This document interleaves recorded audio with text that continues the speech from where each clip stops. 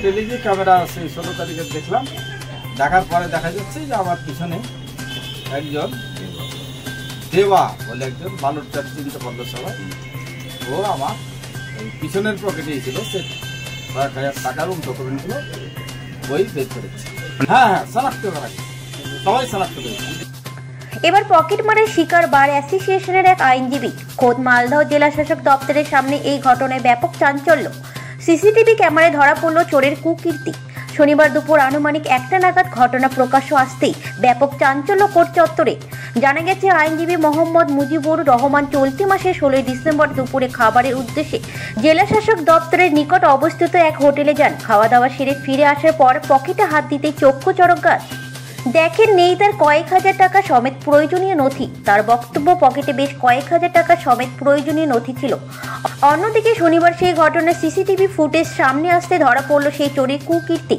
দেখা যায় টুপি পরা এক যুবক, পরনে সাদা টি শার্ট, সে খাওয়ার উদ্দেশ্যে সেখানে ঢোকে এবং সেই আইনজীবী পকেট থেকে টাকা সমেত প্রয়োজনীয় নথি বের করে। ঘটনায় আইনজীবী মুজিবুর বাবু ও বার অ্যাসোসিয়েশন ইংরেজবাজার থানায় দ্বারস্থ হয়েছেন। লিখিত অভিযোগ দায়ের করা হয়েছে ইংরেজবাজার থানায়। লিখিত অভিযোগের পরিপ্রেক্ষিতে তদন্তে ইংরেজবাজার থানার পুলিশ।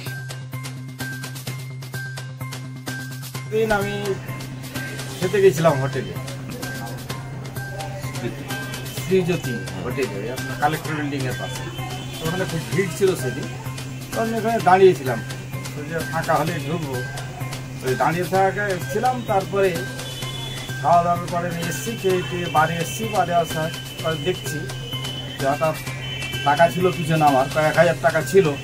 দেখছি টাকা নেই আর কিছু ডকুমেন্ট ছিল নেই। বিষয়টা অত্যন্ত লক্ষ্যজনক, কারণ আমরা জানি যে মানুষ গেছে শান্তভাবে ওখানে আহার করতে, এবং সে আহার করতে গিয়ে দেখছে তার পকেট থেকে টাকা বেরিয়ে দিল। এবং সেটা আমরা কীভাবে আইডেন্টিফাই করলাম? উনি খুব শান্ত টাইপের আমাদের অ্যাডভোকেট, এবং দীর্ঘদিন ধরে আমাদের মালদা বারে প্র্যাকটিস করে, সিনিয়র অ্যাডভোকেট।